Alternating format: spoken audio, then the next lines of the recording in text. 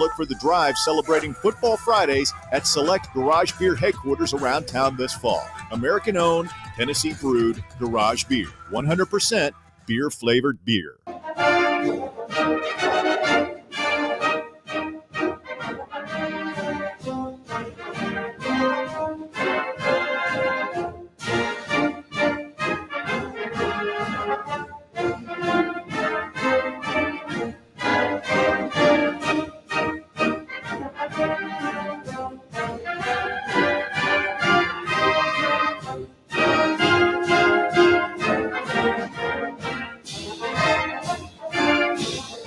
You're listening to FM 105.7 and AM 1340, WKGN Knoxville, and W289CU Knoxville, FANRUN Radio. Fire it up, focus it, and prepare it. Get ready for your Thursday, because we are here at the world headquarters. It's unbelievable.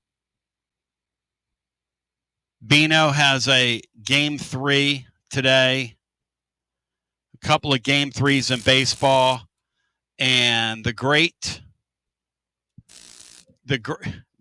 Chris Burke's going to join at some point today. Why does that sound like that? That's crazy. It's going to be a lot of fun. Let me troubleshoot here on the fly. There, I fixed it. So this thing is now making noise.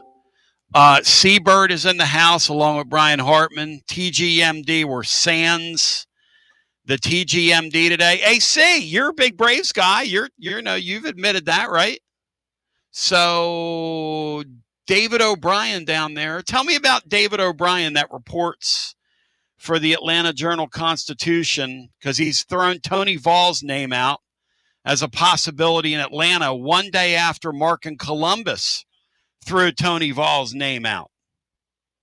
See, as I bring you in, what is the deal with this Tony Vaugh's guy that these Major League Baseball teams want to talk to him? I think from everything I've gathered, I think that may be fake news, Tony. I don't think that's fake news. I don't think that was a real report. Okay, thank you. Just from all the digging I've done, looking at all David O'Brien on the Athletic, Twitter, everywhere. So he never said that. I don't believe that was that. I don't believe he ever said that. No. Thank goodness for Chef Boyardee.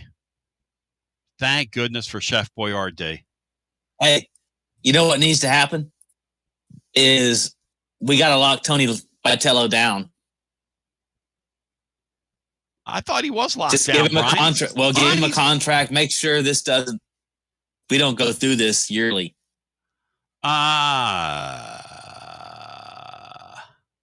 Brian? He is locked down. He's at the second highest. He's the second highest paid guy in the deal. Right? He's the second he's making more than all but like 5 major league managers. Okay. I mean, what are we doing, Bri? Why would it make sense for them to put him out there as a candidate if he's making more than 5 major league managers? And he's not managing 162 games a year while doing it too. That's another thing. See, what do you say to that? I mean, they always are going to think they could hire a college guy. I mean, those major league organizations. I don't think that the salary is going to be prevented. I mean, the Giants are spending $220 million on their payroll. I don't think the difference between if Danny White makes this guy, it pays him $4 million instead of $3 million. Do you think that's going to dissuade the owner of the Giants, who's already spending $220 million on his payroll? I mean, it's the deal with the major league managers is more of.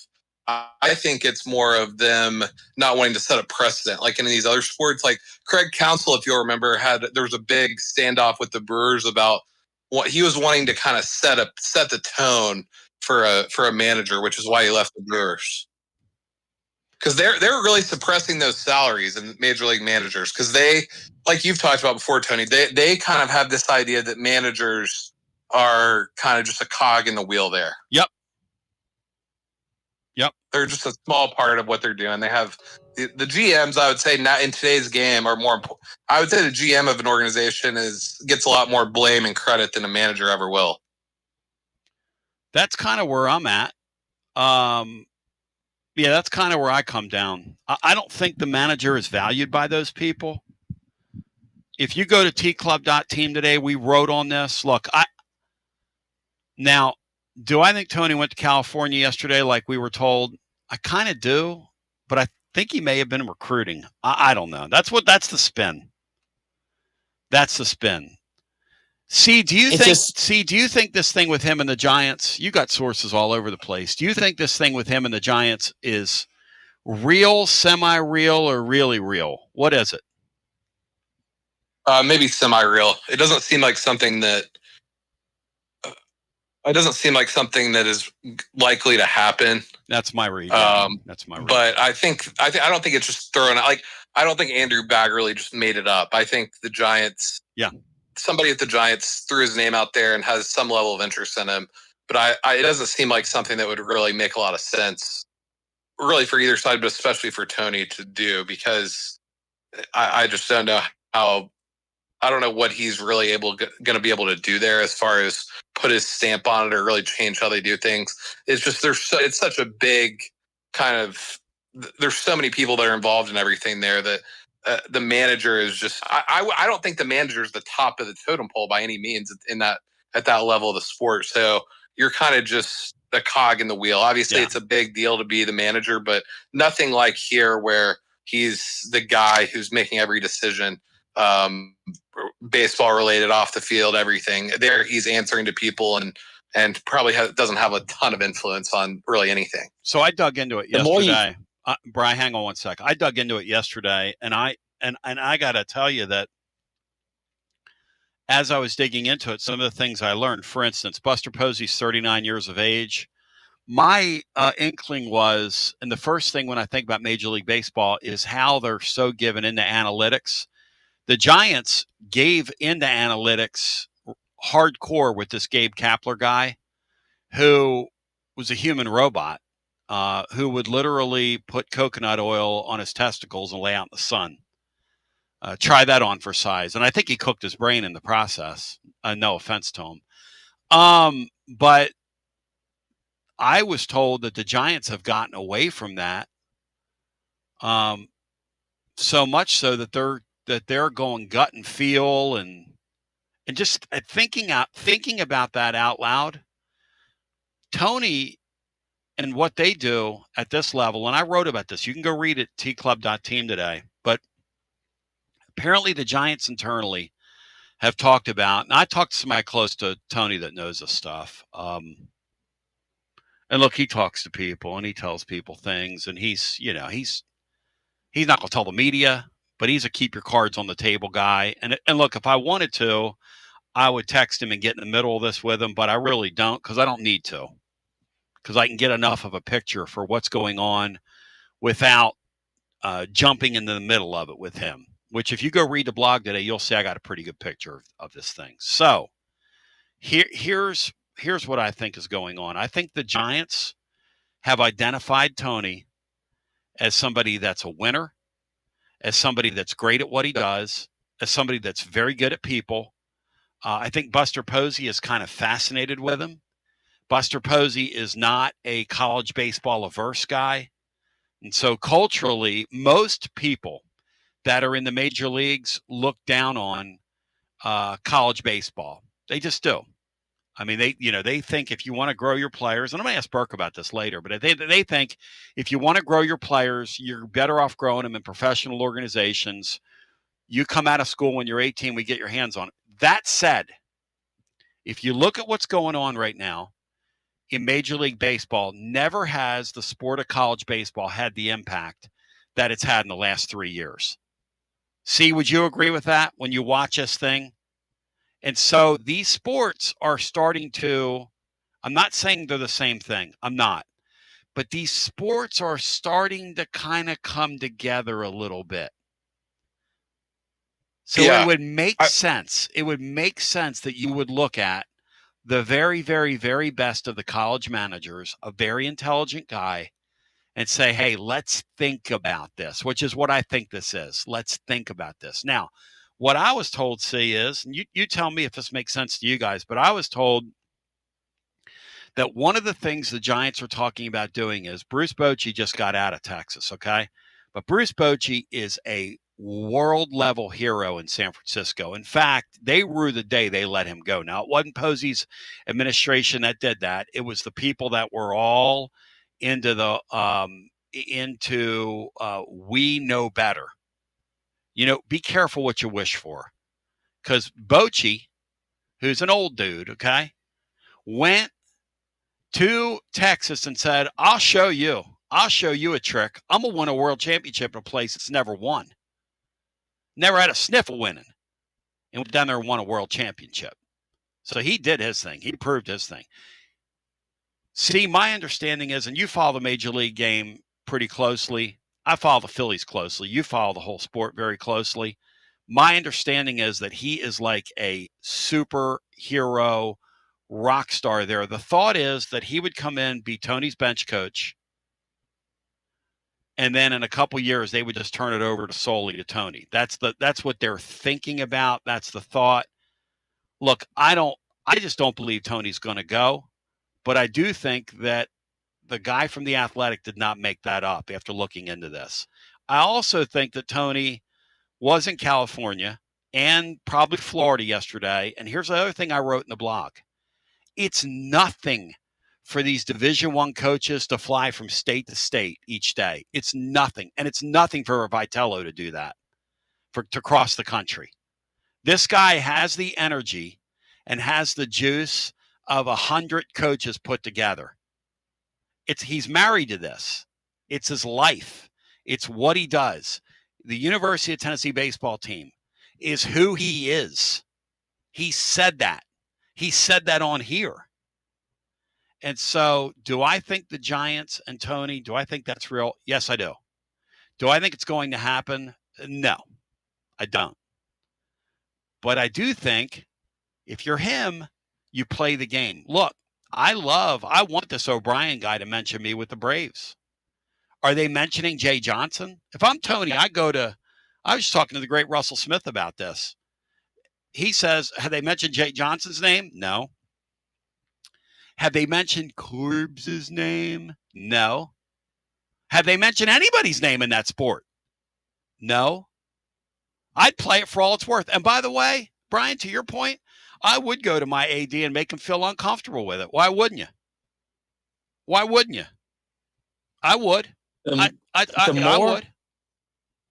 The more I think about it, the more we talk about it, the less sense it would make.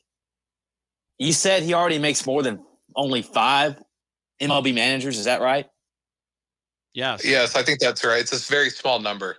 Who are the 5 that make more?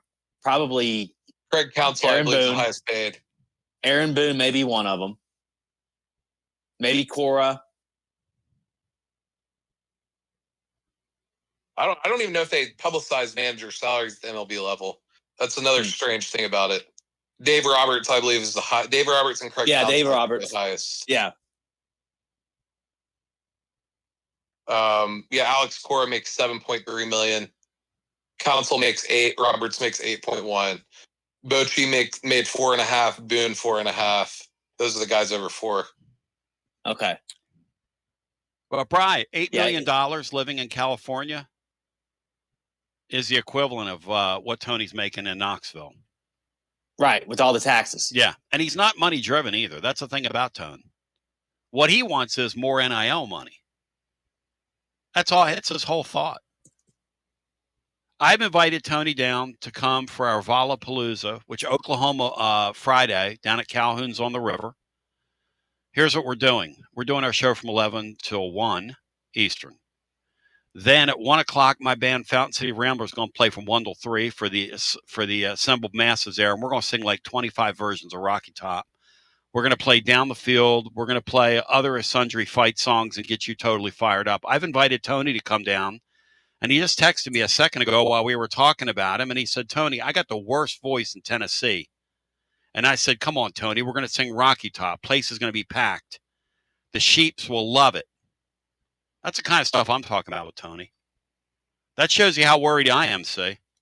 But I do think there's something to it. Like people that say, well, there's nothing. The thing we've learned, and I said this yesterday on the air, where there's smoke, there's fire. Now, some people went and went on, because a couple friends of mine reached out to me last night. People are dragging you on like Vol Nation. And hey, listen.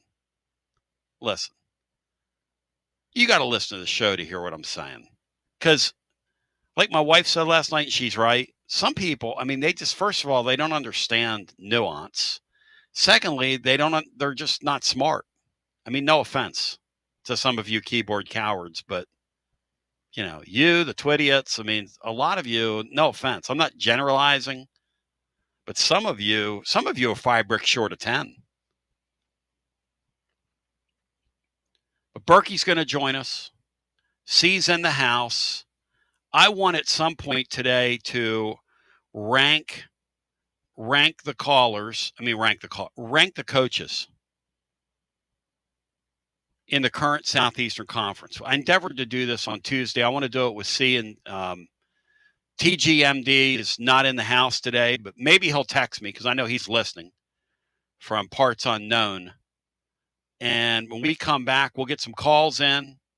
And then I want to get Berkey in here, who, I'm going to tell you something. Berkey called the Cubs game yesterday up in Wrigley Field on the radio for ESPN. Fantastic, Berkey. Fantastic. My son called me, Anthony the Great. Anthony the Great said, Dad, because Anthony gave me some Sirius XM. I've been kind of jamming out with some live sports on it. C, do you have a Sirius XM deal? Do you have it? I think I still have it from my car, but I don't know how to cancel it from when I bought my car. That's a good sign. It's really good. It's really good. When you have a subscription to something that you don't know how to cancel, it might be time for you to take personal inventory. I might have to read that. Yeah, that's what they want.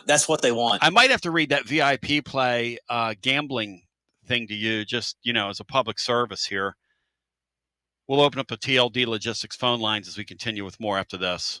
Are you searching for a great local coffee? I'm Billy with Grade A Grounds. You can buy our freshly roasted coffee online and support a good cause with every sip. Great coffee, greater causes. Visit our website today, gradeagrounds.com. You got to dream about buying some land and building on that land? Well, Waterside Contracting is your ticket. 25 years of making dreams come true, Michael Scott. For hundreds in our area, custom homes or remodels, Waterside Contracting will build on your lot. They do incredible work all over the area. Structural integrity, quality without compromise. It's a way of life with Waterside Contract. Check out the wonderful work Waterside does. WatersideContractingLLC.com. When it's time for your dreams to come true. Quality without compromising. Waterside Contracting.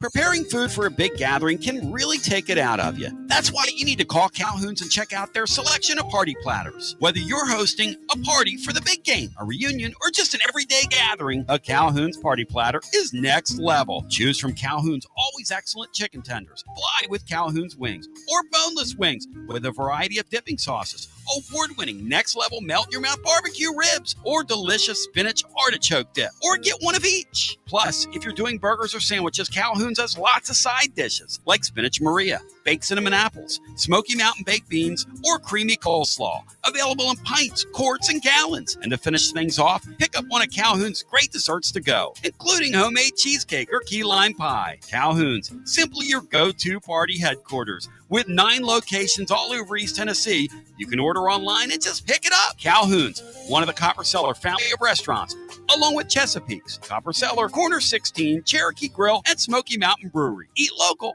eat good. When it's time for your next move, you want to get your precious belongings from point A to point B with your peace of mind intact. That's why you need to call my friends at Gouffon Moving and Storage, East Tennessee's moving legend. Gouffon Moving and Storage has been helping East Tennesseans move since 1887. That's 138 years, 5 generations. That's even longer than the Dooley, Jones, and Pruitt era combined. Gouffon Moving and Storage, pro movers, serving Knoxville, surrounding areas, and interstate moves too, both residential and commercial. And we'll provide you with personalized service that other corporate movers simply cannot. We know how to move all types of items. We pay careful attention to our clients' valuables. Your satisfaction as a customer is our absolute priority. As the oldest continually owned and operated family moving business in the United States, when it's time time for your next move. It's GoFund Moving and Storage. And storage, it's secure and vaulted. Our newest offering of commercial storage logistics. We offer receiving, storage, and delivery services for all your business logistic needs. See more at GoFund.com. That's GoFund.com. Or check out the link at tclub.team. When it's time for your next move, East Tennessee's moving legend, GoFund Moving and Storage. Why limit great savings to just one weekend? This year, our Labor Day special lasts all month long. It's the September Smart Comfort event from Pipe Wrench Plumbing, Heating, and Cooling. This month only, enjoy valuable home comfort upgrades at no extra cost when you install a new HVAC system or water heater to prepare your home for the colder months ahead. This September, you can get a free furnace upgrade with qualifying HVAC system installation or free sediment filter with water heater installation. Pipe Wrench is your partner for energy-efficient and cost-effective upgrades that keep your family comfortable and safe year-round. We make it easy with free on-site estimates for replacements and free second opinions on repairs. And if budgets are tight, we offer flexible payment plans including 0% financing with credit approval. No rush, no stress, just smart seasonal savings for HVAC or water heater installations until the end of September. Call Pipe Wrench at 865-264-8090 or book online at pipewrench.com to schedule your appointment today. And as always, same-day service guaranteed or the visit is free. Life never stops moving. And between the 30-minute commutes, daycare pickups, weekly soccer practice, Tuesday night yoga, X number of coffee runs, and that weekend trip to grandma's, you're racking up the miles. What you need is a tire that can keep up. A tire designed for doers. A tire that's going to last. Like the exceptionally long-lasting Michelin Defender tire. With an 80,000-mile warranty and the safety and comfort you expect, you can forget all about the miles ahead and focus on getting your destination or conquering your to-do list. Fleet Tire, I-275 exit 1B at East Woodland Avenue in Knoxville. That's Fleet Tire, I-275 exit 1B at East Woodland Avenue in Knoxville. Fleet Tire. Inward Half is committed to the game and the memorable moments that happen in between. From the tee box to the tailgate, from the green to the big game. For the first birdie with Dad, the first big win with Mom. Friday night lights, Saturday superstitions, Sunday traditions. Fall into the comfort and unparalleled performance of Inward Half. This fall, enjoy the walk-in. Are you tired of hiding your smile because of crooked teeth? At Knoxville Smiles, we've got the perfect solution. Invisalign. No metal, no wires, just clear, comfortable aligners that straighten your teeth without anyone noticing. Eat what you want, smile with confidence, and see results in as little as 6 months. Call us today for more information about Invisalign, 865-539-1776. Or just visit us online at knoxvillesmiles.com. Smile brighter with Knoxville Smiles. Out-of-town law firms have been swarming into East Tennessee lately. From Memphis, Chattanooga, and Birmingham, they've stormed into the area. Wouldn't you rather do business with a local firm? You know, a true neighbor. Marcos Garza and the pros at the Garza Law Firm are just that. There are neighbors and friends that support local causes year-round. The Garza Law Firm works to serve you professionally on criminal matters, injuries and accident matters, and Social Security and disability filings. The Garza Law Firm is here for you at garzalaw.com. The Garza Law Firm. Let us help. L to the F to the G, 865-200-5402 as we welcome you back. A reminder for you, we will not be live at Calhoun's tomorrow. That legendary series of shows in the fall, which has become a haven and a gathering place for Tennessee fans, will commence Arkansas Friday, so 8 days from now. And we're playing music down there that night as well, so it's going to be and then we're playing Marcos Garza's tailgate the next day. It's going to be a wild weekend for me. Go! But let's go ahead without further ado and go back to our phones. Brian tells me that we've got a guy revisiting us who called in yesterday. And ladies and gentlemen, the Columbo Kid, 2 days in a row, comes to drop his version of knowledge on us. Welcome in, Columbo Kid, as I open up the TLD Logistics phone lines. Hey, Tony. Good morning. On the Vitello front, yep. Do I think that at some point he may make that jump? I think there's a very good chance of it. look at the way he kind of tried to rehab his image last year in terms of not quite being so much of a hothead, and what he did after the Arkansas series, where he was very conciliatory and very magnanimous towards them and their staff, and just kind of cooling the temperature off to make his image a little better for MLB teams. I think someday it could happen. I don't think it happens now. I think they're exploring it, but I don't think it happens now. Or you think that maybe could it have been that he just did that because he wanted to do that and kind of grow as a person and saw that it was counterproductive? I think there was some image rehab there. I think he maybe realized, look, this has gone a little far, with how, just my reputation and the antics. Let's cool it off just a little bit. I think maybe he thought it hurt his team. Yeah, I think it's about just being more of a focused manager of his people would be my guess for why he did that. You can't be piss and vinegar all the time. No. Yeah, at that level. But the Major League Baseball people kind of look at SEC baseball now, and you're dealing with egos, you're dealing with money, you're dealing with protecting arms, and they see like it could translate. The guy at Milwaukee's been unbelievable, Pat Murphy from Arizona State, and he was the biggest hothead in college baseball. So it's not unfathomable that one day he's going to try it. I don't think it happens now. And I definitely don't think it's a coach in waiting situation. Like if he's going to give up what he has here to go be a manager, he's going to go be the manager and he's going to go call the shot. Yeah, I think they would probably have what I heard is they would probably have a Bochy sitting there next to him, which would make sense. You would want somebody to show him the ropes, and Bochy loves that giant organization, and I think would probably be open to going back in some capacity because now some of those people that he despised are out of there, and Posey's his guy as well. So let me get to my reason for my call. Oh boy. Now, I know everybody wants to come on and say, oh, Aguilar's proven Mark wrong and Mark was wrong and whatever. And even if I could see the point that I'm 95 to 100% sure that Nico would not have been as good as Aguilar so far. Sure. Like Nico's a bust. Fine. I'll concede that point. That's a far cry from saying that Oregon, Ohio State, Georgia, Texas, Penn State, and whoever else you mentioned would be better with Joey Aguilar than who they currently have. That's ludicrous. I'm sorry. And you didn't mention Miami in there, Tony, because you spent all spring taking a dump all over Carson Beck. And who's had two nice games. He's been lights out, and I wouldn't call him lights out. I don't know that I would call him lights out. If they're going to win, if Miami's going to win and win big this year, it's going to be because of their defense. I wouldn't call Carson Beck lights out. He's been okay. He's been pretty good the last couple games. And Tony, the season's not over yet. Aguilar's had a good to very good 5 games. Oh no! Here we go. Why won't you give this guy credit? Let me finish. Let me finish. You came out yesterday and you said the guy only mustered 14 points in the Mississippi State game. Well, and then you told me the Moore guy is a Heisman Trophy winner, but you told me the Moore guy's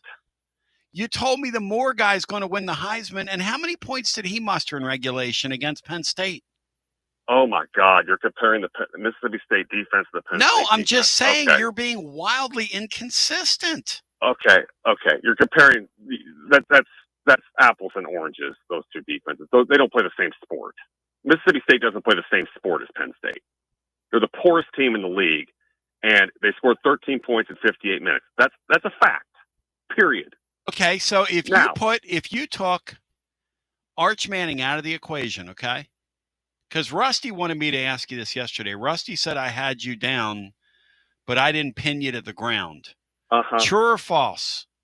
With Joey Football at quarterback, Texas rolls Ohio State in week 1. Please. Stop. Ohio State is a Death Star. I'm sorry. I hate the Big Ten too. I hate Ohio State. I love the SEC. A Death They're the Star? best team in the country by far. A Death Star? Texas got to their 5-yard line like 9 times, and Arch was the Achilles heel. Have you watched that defense, Tony? Arch was the Achilles heel, Mark. They look like, Tony, they're peak Saban Alabama now. Arch was the Bama Achilles has become Bama. heel. I'm sorry. I'll tell you this. I know you don't want to admit it. They're peak Alabama. They're peak Saban at Alabama. They've got freaks at every level of that defense. They got freaks all over the field. Well, they got Ruddy. Okay? They got Ruddy Butch Jones coaching them. They are spending a ton of money. They were really impressive in that they're the one team that bucked the trend, which is when you travel from coast to coast, generally you're not going to cover. They beat up on a pretty decent Washington team. Not going to say they're great, but they're decent. They're pretty good. That was impressive last week. And the same guy looks like he's growing. But for you to sit here and act like Texas, you just totally discount this Joey Aguilar guy. Maybe I went too far in mentioning the Moore guy. Maybe I did. And maybe I went too far in mentioning the kid at Ohio State. But I'll tell you this. Joey Aguilar would fit a whole lot more what James Franklin wants. What you mean? No, you didn't even let me finish. You just absolutely hate this Aguilar guy who you decided in the spring was a stiff. Because now you're telling me the season's not over, Mark. I just admitted to you, yeah, he's better than Nico would have been. Like he's 5 games. Nico. And let me make my point about the 5 games thing. Is the embodiment of a stiff, though. I mean, okay, there's a million people better than Nico. Come on now. Let me make my point about the 5 game thing. This schedule has now unfolded to where anything less than 10-2 is a massive failure. Period. End of sentence. You're going to get an unhealthy material in here in your building.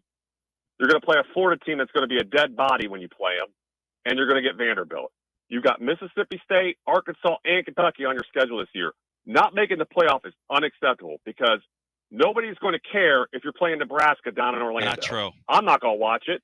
Yes, you are. The national media ain't going to care. That's not true. You're going to lose all momentum from the playoff appearance last year. Don't say I want to let the season play out and see how this guy does. If he makes the playoff, I will be the first one to say I was wrong and congratulations. Job well done. All I care about is making the playoffs. That's total cheese I don't moving. even care what we do in the playoffs. Make the playoffs. Total cheese moving. That's it. Brian Hartman. And with this schedule, anything less than that is completely unacceptable. Mark, I'm sorry. Take a breath. We've got the number 2 collective in the country, according to On3. You said we spend more money on recruiting than any other school in the country. Not making the playoff with this schedule is absolutely unacceptable. Period. All right, Brian Hartman, and we'll ask C as well. I'm going to get these guys interfaced in your call and see if your intelligence can rub off on them. Go ahead, Brian. What do you say to that? He says not making the playoffs is totally unacceptable, Brian. I don't know if I'd go quite that far, but I mean, the schedule is set up where there will be disappointment if they don't make the playoffs. Go ahead, C. Your thoughts. I mean, the schedule... It's hard to deny the schedule is kind of a total joke, if we're being honest. You play 4 real football games in the season. I know we're talking about Mississippi State as though, like, you know, I know we had a call yesterday where we were talking about them being, you know, 5 touchdown favorite against UCLA or whatever. But Mississippi State is not really a quality football team. They're probably going to win maybe 1 game in the league. Arkansas maybe even worse than Mississippi State. That's great. Play to Mark. That's great. Play to Mark. Yeah, that's great. You have 4 games. Play the hits. All you got to do is go 2-2 in those games. I agree with Mark on that point. Play to Mark. Play the hits for Mark. That's great. That's Mississippi State is the brokest team in the league. They're the what? They are so broke that Jeff Levy is trying to get to Oklahoma State just to get out of Starkville because they can't win there. They're the brokest team in the league. They spent $15 million on their payroll. Congratulations. You just beat the brokest team in the league in overtime. Okay. Oh, my gosh, Mark. You have to, Tony. I mean, what are not you going 10-2 and not making the playoff is unacceptable given the way this schedule is laid out. Mark, period. Mark, you die and on if he hills. goes 10-2, I'll be the first one to say, congratulations, it all worked out. I thought I was wrong. stubborn. And I'm not asking you to win a playoff game. Make the playoff. Mark, period. repeat after me, Mark. You ready? I love Joey football. Thank you. There you go. Thank you, Mark. Mark, you're a clown. Thank you. What a clown. He loves Joey football. Brian, he's going to give him credit if they make the playoffs. But if he doesn't make the playoffs, he doesn't give him credit, he said. Because you have to make the playoffs. I mean,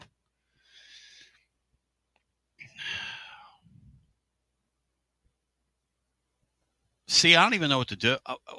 And then you're in there agreeing with him. I thought that was a good call by Mark. I maybe maybe if you don't make the playoffs, it's all over.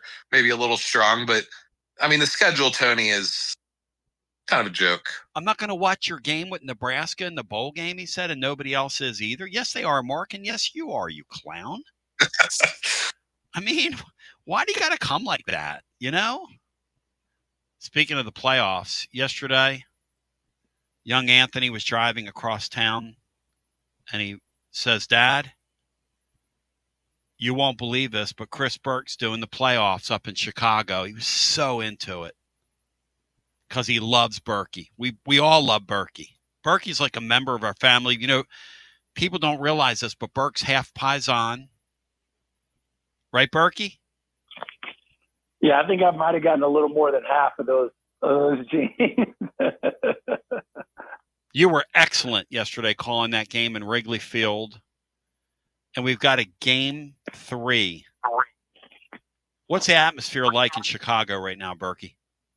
Oh, man. This city is just one of my favorites, if not my favorite, big city in the country, especially when the weather's good and the Cubs are playing at a high level. Wrigley Field, they have just done such a magnificent job with Wrigley Field. And obviously everybody knows how much their fan base just loves that team. And so the place has been incredible. I was here. I did a game here in July. The place was packed, and it's been such a great season that the vibe is not all that different than it was in the regular season, with the exception of this fan base has really risen to the moment. I mean, they've been getting on their feet as early as the first inning for a lot of these big pitches and big moments. And I would have loved to heard a Tony Basilio call-in show yesterday.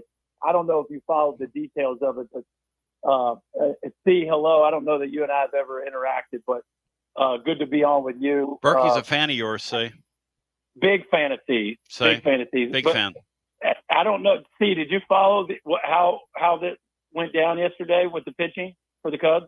The opener, I saw the opener. The catcher had started the game, and then were people upset that they left Imanaga in to face Machado? What was the kind of vibe? I was watching with no sound, to be honest, yesterday, kind of doing some other stuff. Okay, well, thanks. But so here's what I would say, Basilio, you would have lost your mind. And let me just preface this by saying I think Craig Counsell, he's certainly on the short list of best managers in the sport, and he is an awesome dude. I love everything about him. But this is the beauty of baseball. It's so easy to second guess. So he goes with the opener for 2 reasons. Imanaga has been really bad in the first inning. And number 2, he's been getting killed by right-handed power hitters. Like, he's given up 27 of his 30 home runs have been to right-handed hitters. So the Padres have Tatis and Machado 1 and 3 in the lineup. He's been doing bad in the first inning. So I thought it was an awesome move. Counsell says, hey, we're going to go with an opener. We're going to let Imanaga come out of the bullpen for the second. And then maybe he only has to face Machado and Tatis one time. And maybe we can break up those at-bats a little bit, or at least let Imanaga settle in the game. And I'm like, you know what? I think that's awesome. I love when guys think outside the box. I totally got behind it. I thought it was great. Now, Kittredge comes out and gives up a run in the first, so that's not great. But then Imanaga settles in. He has 3 scoreless innings, including getting through Tatis and Machado. Well, it gets to the 5th. Tatis hits a leadoff rocket, okay? And Arise bunts for a hit, and they throw him out at first, but he gets the runner over. So you got Manny Machado up, 1 out. It's 1-0. The Padres are up, and first base is open. Now, you didn't start Imanaga because of his struggles in the first, but specifically because you were worried about Tatis and Machado, and now you have first base open. You're already losing the game. You got a left-handed hitter on deck. To me, it just made a ton of sense. Just walk Machado, and whatever happens, happens. They decided to pitch to Machado. The first pitch, he hangs a split finger. Machado almost hit it on the Waveland Avenue. It was unbelievable. And at that point, it was 3-0. Here comes Mason Miller, and the Padres bullpen is the silliest thing I've ever seen in my life. And that was the game. And I thought, man, a Basilio call-in show would be epic right now. Absolutely. Because we would have pulled that thing so far out of proportion.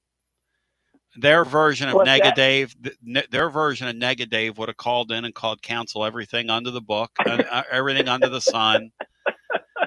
They would have said, yesterday we overcame coaching.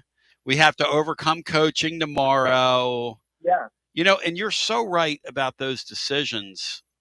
You and I have had that conversation about college ball.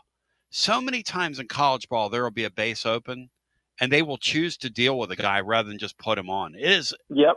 Why? Is that like a guy just saying, is that a manly thing? Is that going to make the pitcher angry? Is it a affront to manhood? I mean, look. Yeah. What is it, I think Berkey? there's a lot of that. I think a lot, Machado, and I know you're talking about college. I mean, short of the Caglions and the Cruzes and the Langfords of the world, for the most part, people just pitch to people in college just because they, but a lot of that's just baseball. Like, I mean, obviously the odds are against the hitter. So technically you feel like the pitcher always has the advantage. I tend to default to like, which way would I rather go home losing? That's Would right. I'd rather go home losing with this person beating me or that person beating me. That's right. And I wouldn't worry about my pitcher's feelings as much as I would the fact that I'm the one that's going to have to answer to why we lost.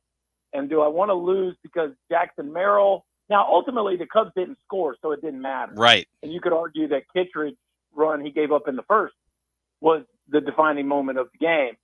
That being said, I think in some regards, I know we don't really care about this series on your show, but the Cubs were able to save all their best bullpen pieces, and they got all guns blazing with a guy in Jamison Tyone ready to roll for Game 3. So, but it'll be a fun scene, no doubt about it.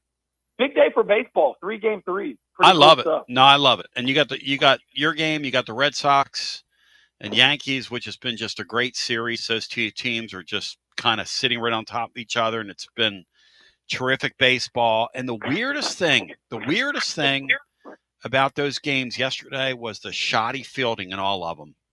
Playoff baseball. Ordinarily, you don't see that. Guys dropping balls, dropping fly, making plays they generally make. And then today you've got a Game 3. But back to that whole walking thing. One time I was talking to Tony, and I said, why do you guys pitch to people that are getting ready to hammer a ball out of the park? And he goes, well, how many games have you managed? And I'm like, well, I mean, I've never had somebody hammer a ball out of the park on me because I chose to pitch to them. I mean, and you seem to have that happen to you frequently. I mean, I don't know. Berkey, let's talk about, before we go, because I wanted to get your thoughts on this thing. Why haven't we seen, because I was doing some research into this, why haven't we seen somebody come directly from major college baseball to the majors in a managerial role? Why hasn't that happened?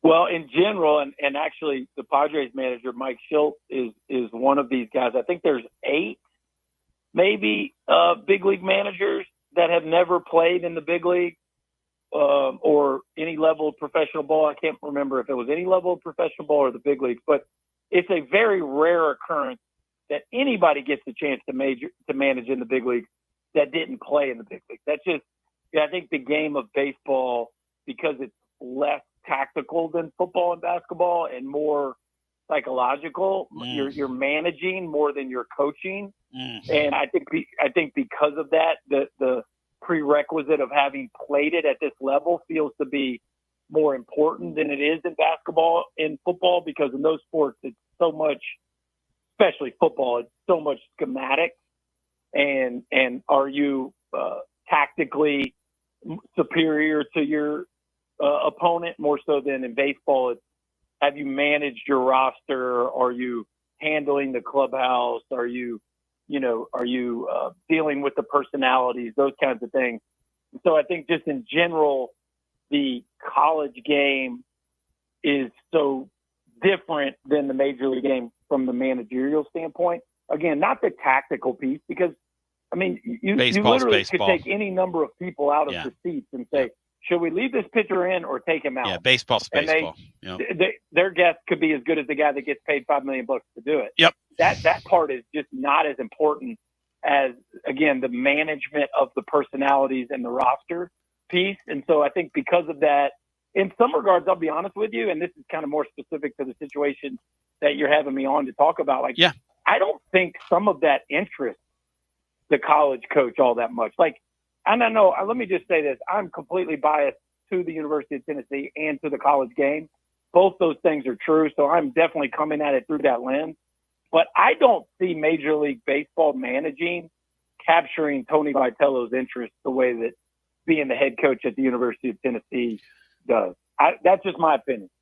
Well, I was told last night by somebody close to him that knows him that certainly the Giants thing is amusing to him and it's flattering, but that they don't see it happening. They, here's the thing about him though, which you and I have talked about. The guy's a kind of a stone cold winner. Now, he does burn hot, but he handles people really well, Berkey. I could see why, if a Buster Posey and that organization was to do their homework on him, why they would find him to be a guy that they would maybe choose to break a barrier with. And I talked in the blog today about how, that San Francisco organization was the first to allow a woman to coach in their minor league system, in a capacity, in a real capacity. And they've done some other things down through the years as well. So if somebody's going to break a barrier like that, it would be them. But I just don't think Tony would be. I think he'd be miserable, Chris, if he did that. What do you think? First of all, I think Tony would be good at coaching whatever Tony wanted to coach. Yeah. I think if he chose to do it, he would do very well. I do. I think Tony's also a guy that really likes the action. And the action of being the head coach at the University of Tennessee and all that comes with it. Not say it's not exhausting, but the recruiting, the hosting of visits, the NIL, the portal, the draft, developing, winning. Then you've got, being courtside and sidelines for the other sports. And I just think everything that comes along with the job is much more dynamic than a more narrow lane, narrow path of being the manager of a major league team. And so I think I would agree with you. I'm sure it's appealing and I'm sure he wants to listen, but ultimately it would be very surprising to me if that's Chris, what he chooses for his path. There's hardly any job security when it comes to major league managing, whereas in college, he's never going to have insecurity at the University of Tennessee, but in the major leagues, they kind of hire you to fire you, though, don't they? 100%. Yeah. I mean, I think, if you win a World Series, you might last 7 to 10 years. If you don't, you're going to be gone in 3 or 4 years. I mean, that's just the truth of that job. So, and it would surprise me, but and it is interesting though, because you're right. The Giants have been a very progressive organization. By the same token, the narrative around Buster Posey getting that job is there was maybe going to be more of a return to older school baseball methods. That's right. Their philosophies. That's right. So, and Bruce Bochy retiring or walking away from the Rangers at the same time that the Giants job came open doesn't feel all that accidental to me. So we'll see. Well, and the one thing that was whispered to me by somebody that knows T, and again, I had to check around yesterday, and I wrote this on the blog. One of the scenarios they floated, or they're floating internally with their deal, and they got look, there's a list of 8 guys, and these organizations are pretty meticulous the way they do these things and going to take their time and all that stuff. But the piece that would make sense with Tony, with them, and the only thing I'm not even sure how much credence I'm going to give, because I don't think Tony wants to do it. I don't think he will do it. But the thing that makes sense would be that Bochy would come and sit with Tony because he loves that organization and kind of shepherd him and kind of come beside him with the idea that, hey, I'm 70 years old. I'm getting out in a couple years or a year, but I could kind of teach you the ropes. I mean, something like that would make sense to me. I mean, that would make sense, right? Or no? I guess Or it would no? make sense on paper. I don't think it would make sense for Tony. No, I'm not trying to sell that. I'm just saying, because I don't think Tony's going to do it. But I think that's their thought internally is, hey, these two games are so different that we really like this guy, but we want to kind of get him sort of, I don't know, trained up would be a way to put it. And Bruce could kind of be his bench guy and sit there with him. And I don't know. No, again, I think there's logic in that. I don't know that Tony would. Like let's just say Tony would do it. Let's just say he would jump to the big leagues. Yeah. I'm still not sure that would be Tony's preferred method if he did say yes. Right. But right. Again, I'm just guessing. No, I would agree with that. I wouldn't see Tony as a guy saying, I don't need any help. Although Tony is, Frank. I think part yeah, of it, that's exactly right. That you just said. Yeah, he brought Frank with him. That's right. He knows that. He's a pretty humble guy. Yeah, he's a pretty humble guy. I'm not saying he wouldn't want a wise old Al next to him. It just Bochy. Bochy's, a Hall of Fame. One of the great managers of all time. I don't know that.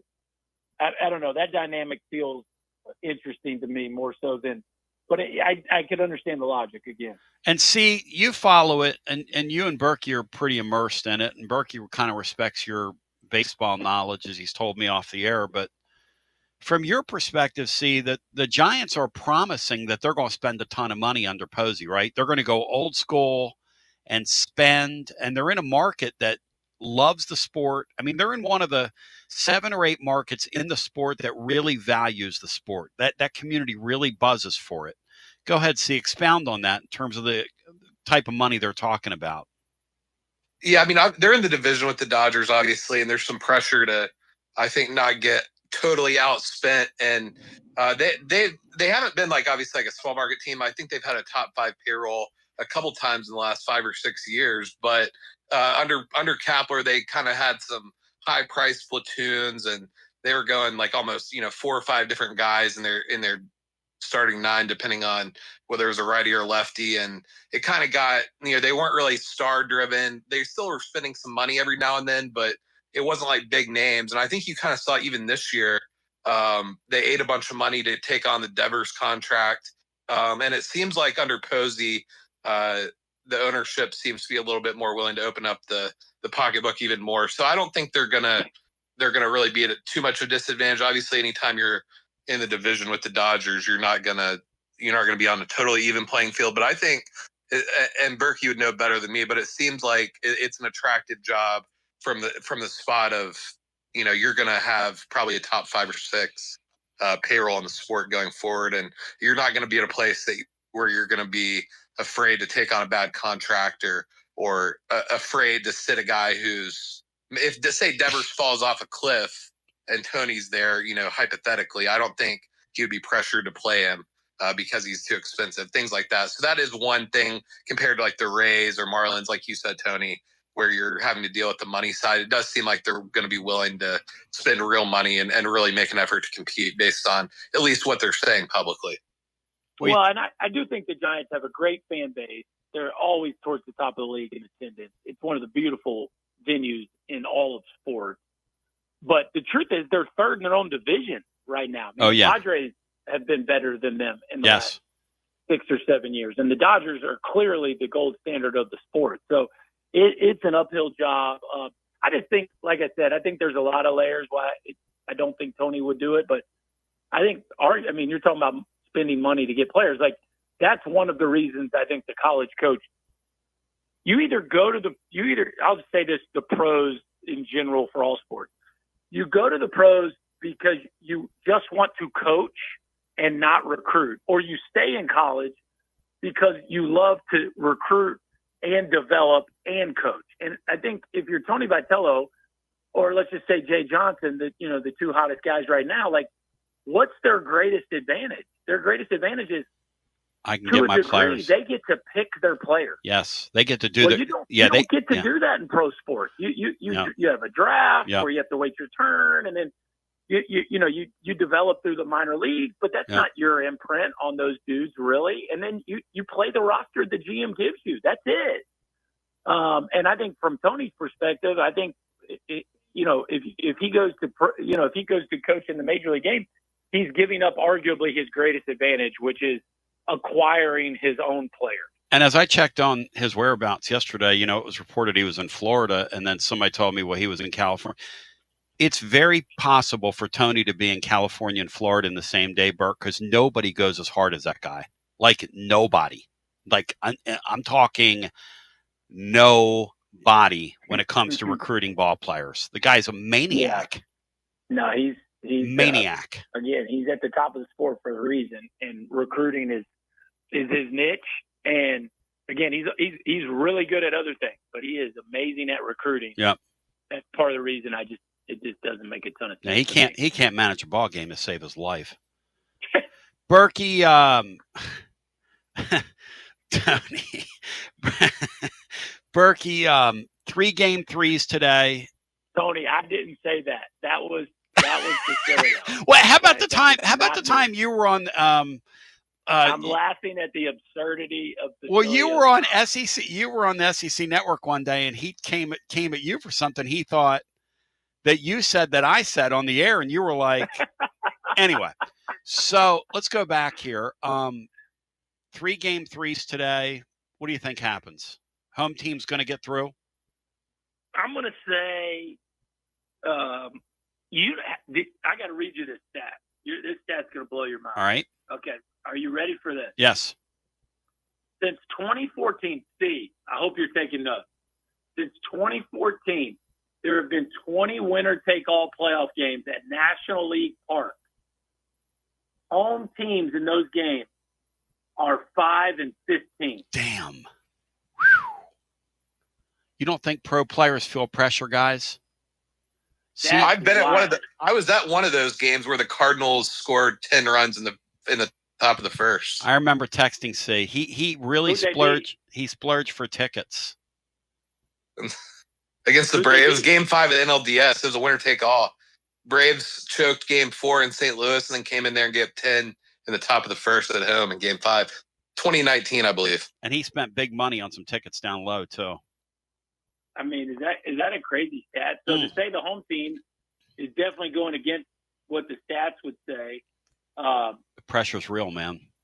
I would give the Cubs an advantage just because Tyone's been hot, and it feels like the Padres bullpen is a little compromised after yesterday. I would give I'm not sure who's going in that Yankees-Red Sox deal, but I would give. I feel like the Tigers are going to figure out a way to win Game 3 on the road today. Just my gut. But that Yankees-Red Sox thing's hard one to handicap. Hey, Red Sox are starting a 19-year-old kid in that game early. Who? Red Sox are starting a 19-year-old kid. It's Schlittler for the Yankees against Early for the Red Sox. Who he's early. He better be early. He better not be late. He started their like breakout game in spring training, like their prospect game in March, and now he's starting a winner-take-all game in Yankee Stadium. He's too young to know what he's doing, so that might actually work out great. Hey, Berkey, what about these teams like my Phillies that sit around and then they get rocked in that next round? That's like the new thing in baseball. Tony, your optimism always. Hey, Berkey, it's true. It's a real thing, man. It is an interesting deal. I know you give the Dodgers a series like that, and now they're red hot. They're ramped up. Philly, like, yes, good luck. Yes. And you got. Can we just stop and appreciate though?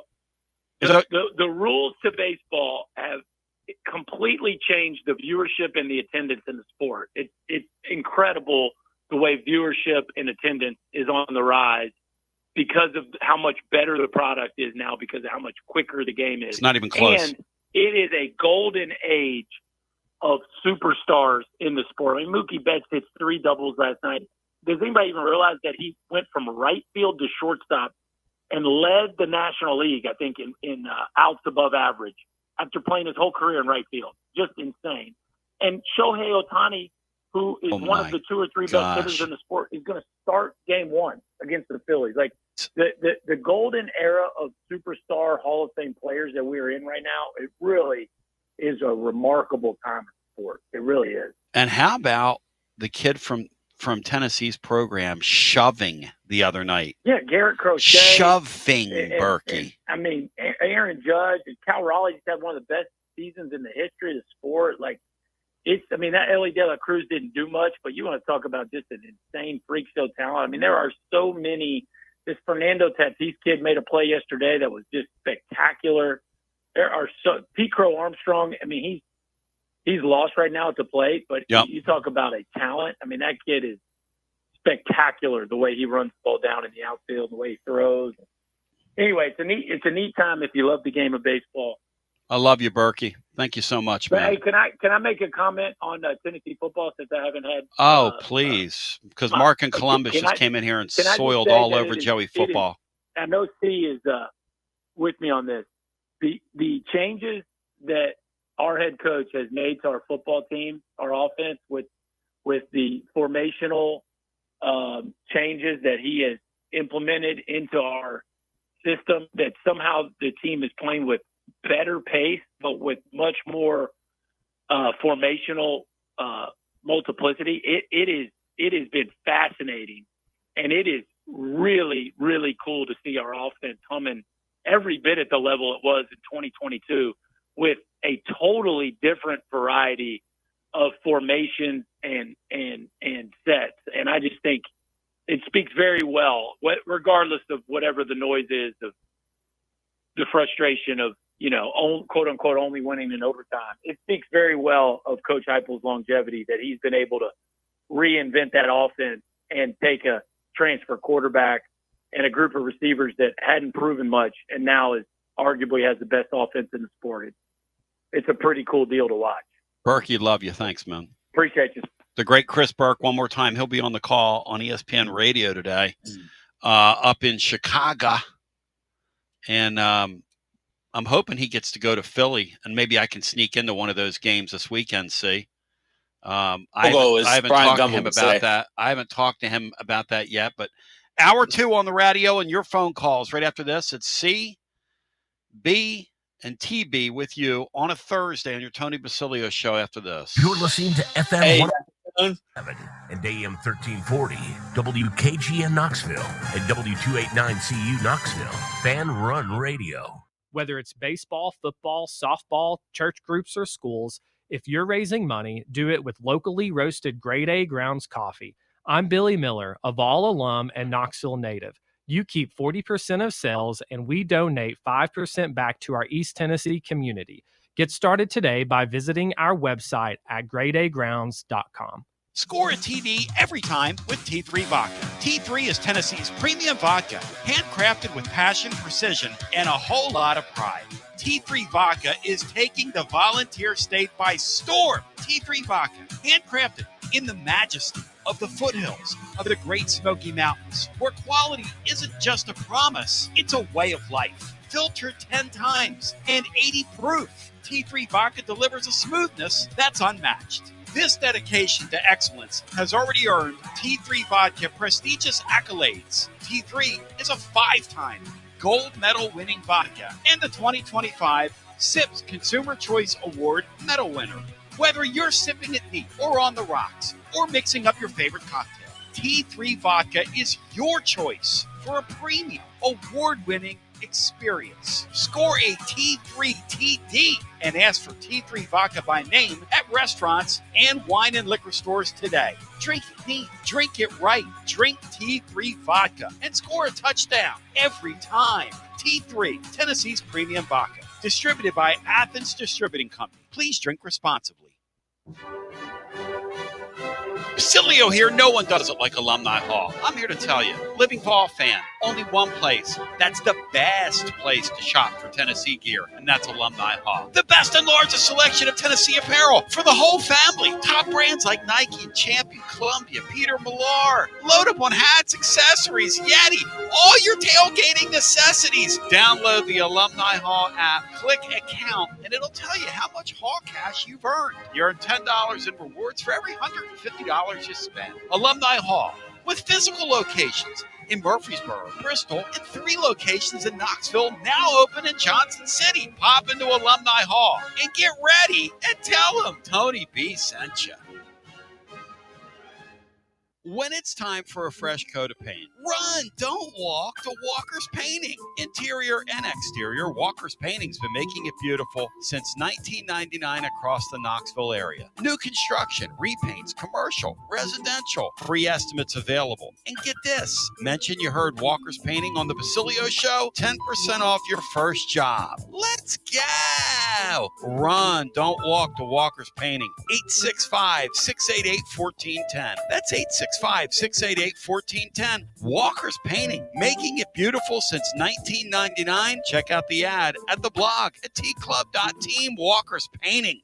Hi, I'm Jim Simpson, owner of Simpson Meats. When's the last time you grilled a really good burger or steak? One your friends still talk about. Our goal at Simpson Meats is to make that happen every time you have a cookout. All of our cuts of meats, steaks, burgers, briskets, and pork are always fresh, flavorful, and sustainably sourced. We are family-owned, so we know the importance of knowing how and where your food is raised. We have been putting quality first since 1888.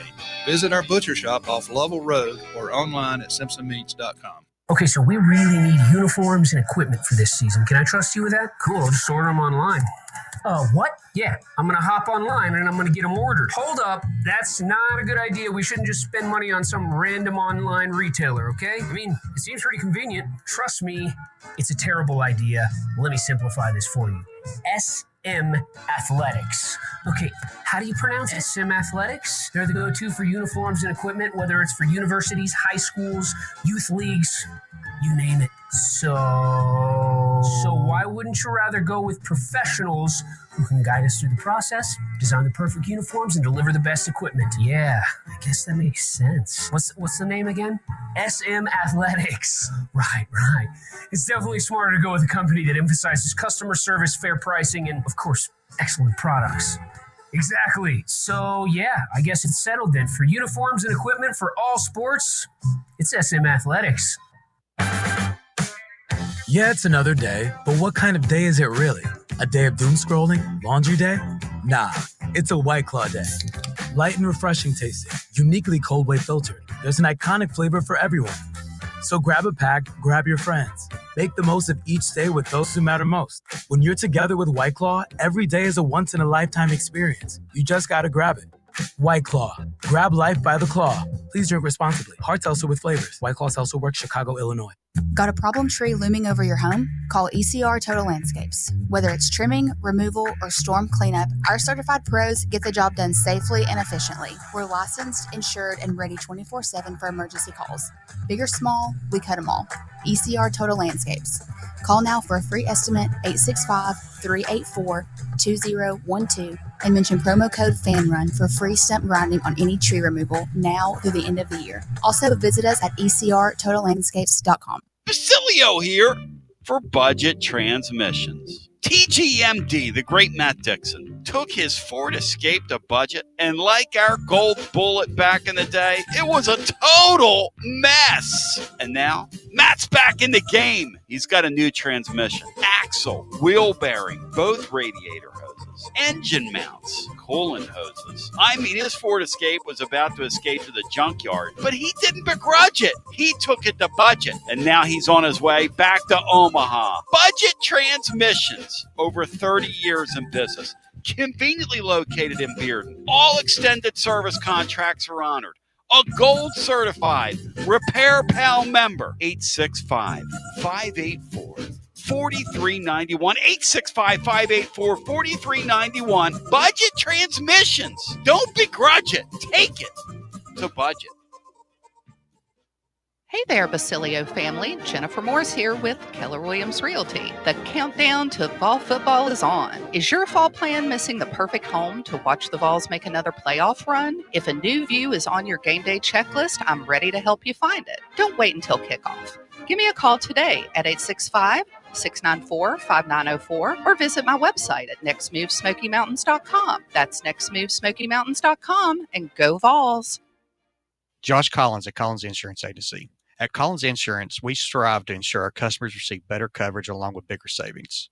Our community is important to us. We want to provide exceptional service to our customers. Anybody can provide great rates, great coverage, but can you also get great service? And hey, don't just take my word for it. What's up, everybody? Zakai Ziegler here. My family turns to Collins Insurance Agency for the best service, coverage, and price. So don't just go online and get some random insurance. Experience the Collins Insurance difference. Like he said, experience the Collins Insurance difference. CollinsInsuranceTN.com. CollinsInsuranceTN.com. And hey, their Mama ZZ approved. CollinsInsuranceTN.com. Thank you to Josh Collins and ZZ. One more thing, Tony. Go Vols.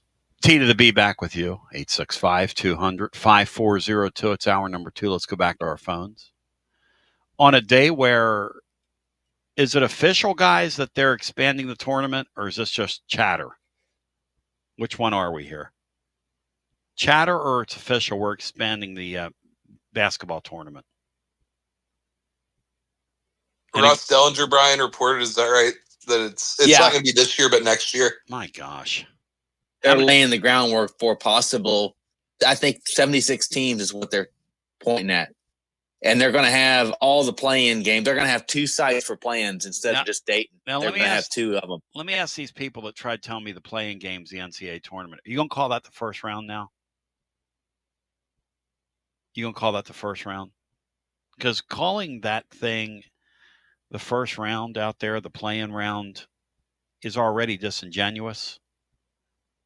But this thing is going to take that to the next level. I'm just wondering what we're going to call this.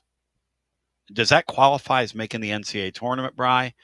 Or do you have to get out of that play-in tournament to consider yourself a quote-unquote I guess team? they're going to have to call that part of the NCAA tournament. And as long as they just have 64 beginning on Thursday, it'll feel the same to me. Well, that's the point. But that 76 thing, that is not making the tournament. Do we agree on that? Here it is.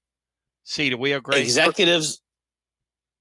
Go ahead. Do we agree, C? I was going to say, for these coaches, they're gonna say it's making the tournament when guys are trying to fire them. That's why they want this. Of course. Let's go to the phones. Executives are inching closer to an agreement to expand the NCAA tournament to 76 teams with a 12-game opening round played at 2 different sites starting in 26-27. This is a Greg Sankey, Michael Scott joint is what this is. It's going to be all Power 5 teams. It's not going to be this is Greg mid-major stuff. No, this is what Greg Sankey wanted, right, C? And the Big Ten has fought back on it. Yeah, I mean, Jimmy Dykes will have to get all 16, maybe 15 if, no offense to Matt McMahon, but if maybe outside of LSU, we'll have 15 SEC teams on Jimmy's jet now that we have 76 tournament teams. I mean, what will the point be in Jimmy's Hell, jet? 14 made it last year. What's the point? Yeah, you're right, Brian. Hello, and welcome in on our TLD Logistics phone lines. You're on the air. Hi. Hey, Mississippi State would be favored over 8 of Ohio State's opponents this year, and they pick them against a 9th team on Ohio State's schedule. So when we're talking about schedules and teams being quality, Mississippi State's not a bad team. They may only win 5 or 6 ball games, but a 5 or 6 SEC team would be favored over like 9-3, 8-4 Big Ten teams. Such as, give me like a for instance as you say that. Give me an example. Rutgers, Maryland, Northwestern, Iowa, Minnesota, Wisconsin. Does that track with UC? That's you're my resident degenerate here. Yeah, I mean, yeah, they're right there. Like Minnesota and Mississippi State lay right on top of each other. Wow. I like how Rusty did the Midwest accent. And they're going to win Minnesota. do the Columbus has that, he has that draw too. I'm starting to think Columbus is just a Big Ten shill that's just calling the gaslight me. Hey, Bronny, I was stationed up in North Dakota for 3 years, man. I can pull out the, Ulster from up in the up close to the Canadian border, What were those people like, man, when you were up there? Because I've always loved those people. The movie Fargo, man. They actually sound just like that, but they're for the most part they're kind, welcoming, very, very good people. Yeah, that seems that way. I actually had a pretty good time up there, minus the fact that it would be negative 30 for about 3 months of the year. How damn depressing. I don't know if I can make it out of that. Hey, Ohio State, Death Star, fine. But if you watched them play Texas, and you just that one ball game, Texas was the better team, and the quarterback pooed the bed. He won't say it.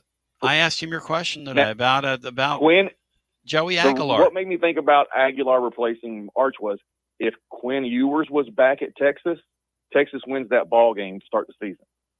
And if Quinn Ewers could have won it, Joey Aguilar would have won it. That's my point. Guys, correct me if I'm wrong. Quinn Ewers isn't on an NFL roster, is he? He wasn't a pro player, right? And he could have came back. He had another year. He could have played at Texas. And they would be better. He got drafted in the 7th round by the Dolphins. He's their third quarterback. Oh, he's on a roster? Okay. All right. Oh, he is still in. Well, is he dressing or is he, he's not on the 53 man, or he's on the 53 man, but he's not active most Sundays. He's the emergency quarterback for the Dolphins. Got a job. All right, I'll give him that. He's the Shedeur Sanders of Miami.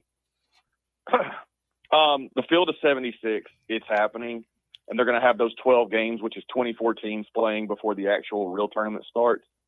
I'm fine with that, but the one thing they got to do is the 24 teams that play in those 12 games needs to be all at-large teams. If you win a conference champion, like a 16 seed Norfolk State or whoever, that team should be in the field of 64 already seeded. The 24 teams that play the play-in games should be teams that did not win a conference and they're at-larges. Well, they've already got teams who don't win conferences playing in Dayton. That do win conferences that play in Dayton already. They need to get rid of that. Yeah, the MEACs and those people. Grambling versus Hofstra should not be a playing game.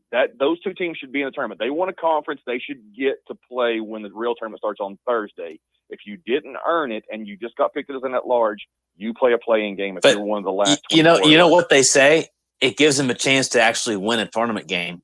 Whereas if they just go straight to Thursday, they have no chance. That's a load of crap. That is just an excuse. They're doing it because they want a name brand team built into the tournament and less of those little schools in the tournament. That's all they're trying to do. They're trying to get rid of Cinderellas. That's exactly right. Too many Cinderellas being in. And if you left Greg Sankey to his own devices, they would cut those teams out entirely. 100% they would. That's who he is. 100% they would. This guy is a real pig. No offense to him. Oh yeah. Danny White can't touch him. No.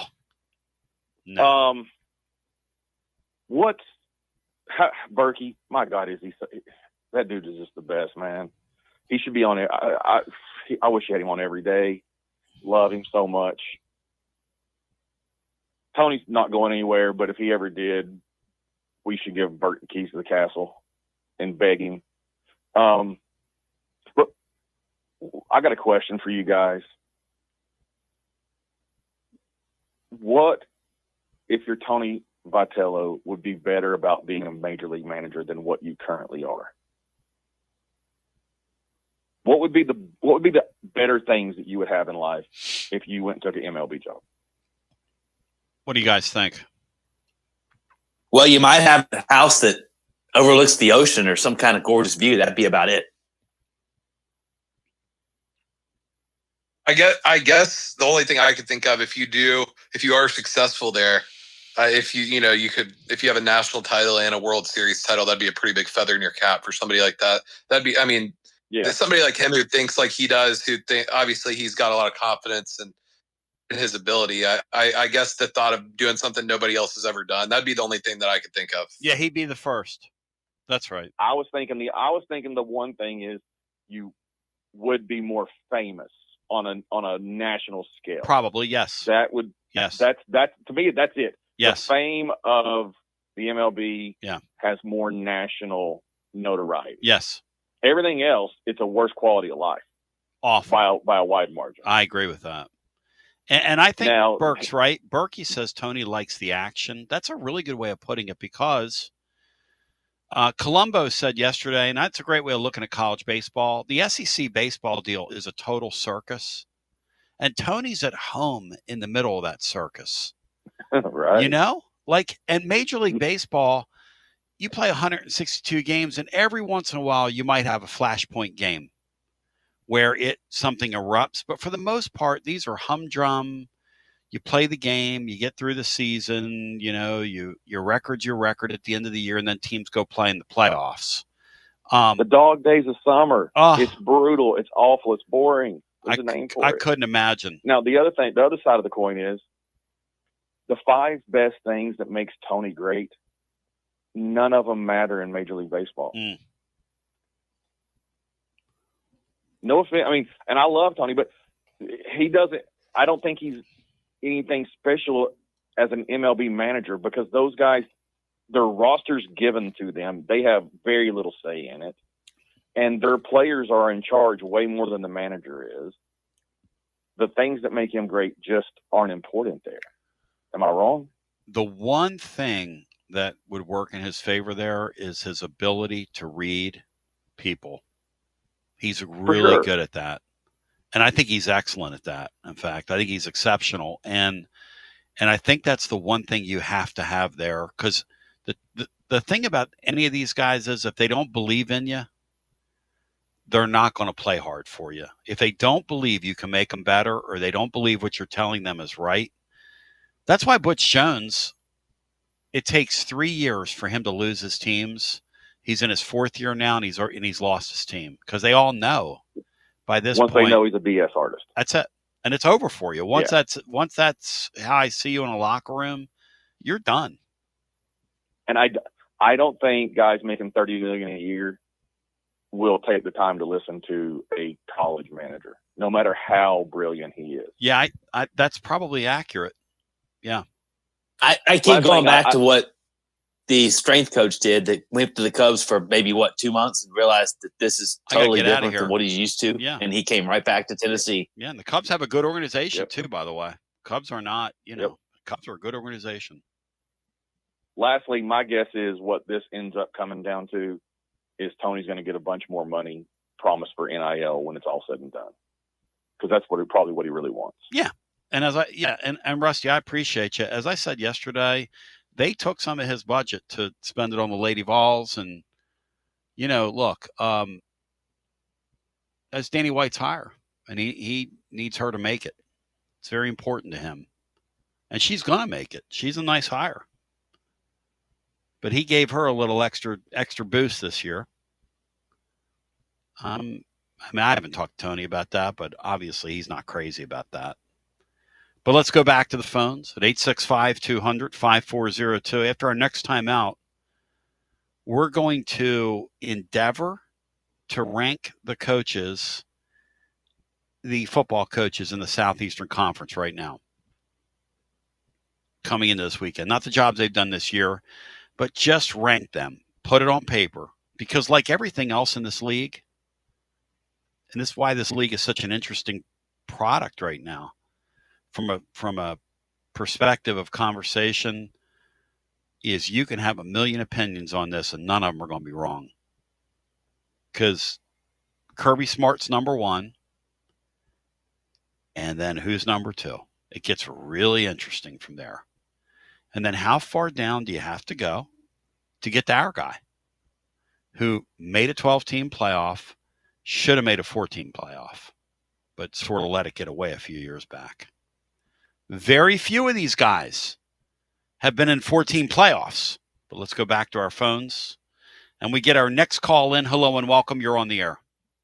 Hey, Tony, Madison in Texas. Hey, Madison. Good to talk to you.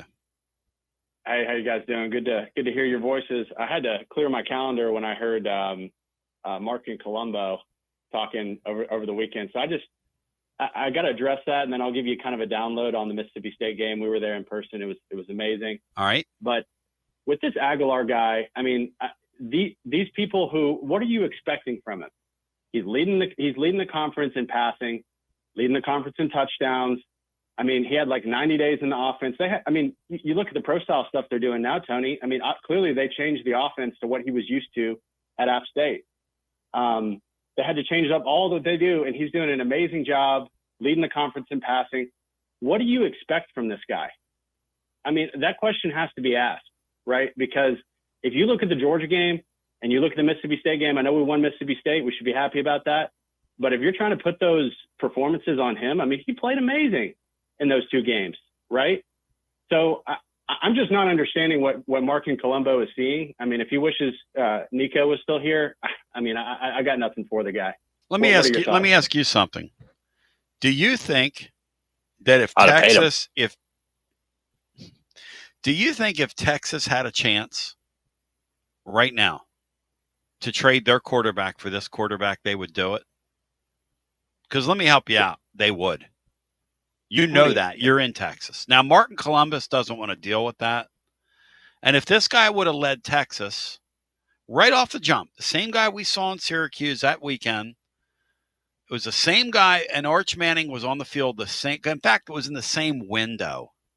But Mark in Columbus doesn't want to admit that the guy we saw on the field in Syracuse that day in that exact window, and Arch Manning in his third year there, not 100 days in, 800 days in. His third year, Mark in Colombo. But for some reason, Mark came on today and moved the cheese around and said, only if this guy makes the playoffs is he going to give him credit, Madison. Oh my God, Tony, I wasn't able to listen today. It's what he said. You'll hear it. You go back and listen. Have to go back and listen it's unbelievable. You go back and listen, and I say, I mean, does the guy get any credit? No, not really. He's got to make the playoffs. He goes, the schedule sucks. The schedule sucks. The schedule's a joke. Tony, this Arch Manning kid can't. I mean, I hope he does well, right? I mean, it's in the family, but he can't throw the ball downfield. Who's the best downfield passer in the country, Tony? If it's not Joey A, show me who it is, because this guy's putting it right on the money downfield. Hey, it's amazing. If you put, he's an NFL quarterback, Tony. I know people. We like to say he's not going to wow people. He's been wowing me. I mean, that's arm talent that I saw in person on Saturday. I mean, that kid, the ball jumps off his hand, and he's got a great deep ball. I'm not saying he's going to get drafted first round or anything, but that kid's going to make an NFL roster. I guarantee you that. See, if you put Aguilar right now on Texas team, would they win the whole thing? Oh, absolutely. Absolutely. I think they would, yeah. I think they could still win it anyway. I think that's how good they are, but he's definitely an upgrade from what we've seen from Arch. Arch, like you said, Arch was really bad against Ohio State. Sand wasn't great in that game either. Obviously, the defenses are both insane, but I think if you put Joey on Texas, they'd be the favorite. Yeah, I do agree with that. And the Sand guy, by the way, has matured and is getting better. That was an impressive performance by him on the road. But come on, Colombo. I mean, let's give some credit here. Tony, just last thing on Mark in Columbus, man, I'm sure you're a smart guy, but you're starting to lose credibility. It's okay to be wrong. Don't stay wrong. So that's all I got for Mark. But Tony, down in Mississippi State, man, I've been pretty much everywhere in the SEC. It's definitely unique. It's different. Man, that stadium was really loud, though. I don't know if I've heard a stadium that loud in an away environment. And I've been to a lot of games where we suck or we're getting beat up on, or, even LSU, when we went down there, we jumped on them early. But so, with the flow of the game. But I think I'm glad Steve's on, because he understands this, right? It's a probability sport, right? And each play builds on the next play, and they stand alone, but they're also related. And so, what's the probability that Staley drops the first punt? What's the probability that two passes go right off of Kitzelman, who's an NFL player's hands, right into DB's hands for picks? What's the probability that Mike Matthews drops a sure touchdown 70-yarder? What's the probability that we have the phantom OPI call? If a few of those things go our way, Joey's got 500 yards passing, 3-4 touchdowns, and no picks. And so the fact that we put ourselves in that situation where we had to come from behind I was just really, really impressed with the ability to go actually find a way to win that game, because in the past we wouldn't have won that game. And we can be upset. I understand people, knee-jerk reaction, but sitting there in the stadium with my brother, we turned to each other and, parts in that game we thought we were going to lose. And we just said, man, we just watched a great college football game. And we won on the road in the SEC in a very hostile environment. So I get that people like to be upset. Sometimes people are just looking for things to be upset about. But, man, the fact we won that game and what I saw from Joey and our guys and the will to win, to kind of come back and make that a, not a season-ruining loss with everything that went wrong for us, it's pretty impressive. And so I'm going to choose to take the positive track. But, man, it was just a great experience, awesome road game. We had a lot of our fans there. I think the fact that they wore white kind of made it look a little bit more like everyone was a Tennessee fan in there. But that's funny. Anyways, guys, just want to give you a download on that, and I love the show. Appreciate it. Thank you, brother. Great talking to you. Winning on the road in this deal is never easy. It is interesting. So, see, at the end of the day, how many teams in the Big Ten would Mississippi State be favored over on a neutral field? Or lay right on top of? It's easier to go.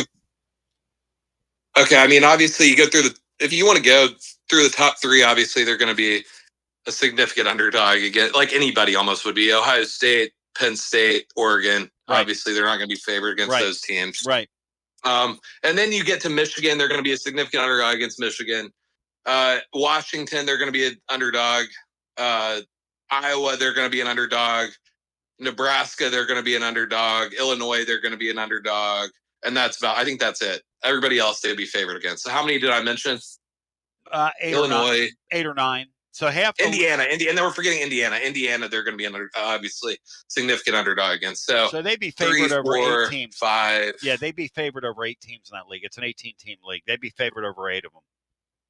Yeah, and Ohio State's schedule, I think they'd be favored over half the teams they played. So, yeah, I mean, they're bottom of the SEC outside of Kentucky, but they're not, I mean, they're middle, kind of lower, right around the middle, maybe slightly lower middle of the pack in the Big Ten. And Columbus tried to tell me yesterday that the leagues are basically the same. And I'm like, no, they're not. He goes, well, what about the 3 teams at the top? I go, what about them? They're very good. But the rest of the league kind of sucks. Yeah, the 3 teams at the top are very good.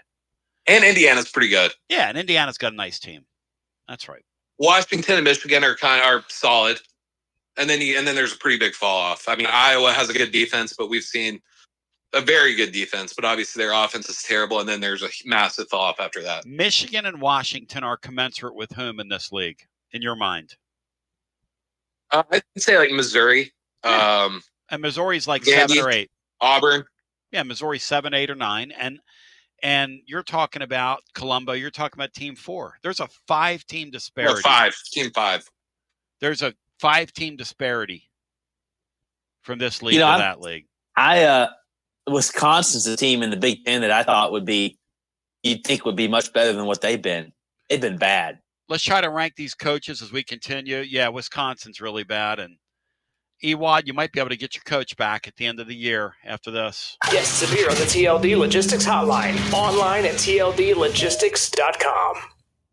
Are you currently a residential electrician? Would you like more benefits, better pay, more upside? What about a $3,000 signing bonus? Free company paid health insurance, annual profit share, company vehicle, gas card, much more. Call Advent Electric today. Advent, known for their large commercial jobs around town, and due to high demand, they're adding additional roles for their residential department. Maybe you know a friend, family member that's a residential electrician. Spread the word. Email hr@adventelectric.com. hr@adventelectric.com. 865-588-0631 and ask for the Tony B 3K signing bonus. Advent Electric is hiring. You got to dream about buying some land and building on that land. Well, Waterside Contracting is your ticket. 25 years of making dreams come true, Michael Scott, for hundreds in our area. Custom homes or remodels, Waterside Contracting will build on your lot. They do incredible work all over the area. Structural integrity, quality without compromise. It's a way of life with Waterside Contracting. Check out the wonderful work Waterside does. WatersideContractingLLC.com. When it's time for your dreams to come true. Quality without compromising. Waterside Contracting.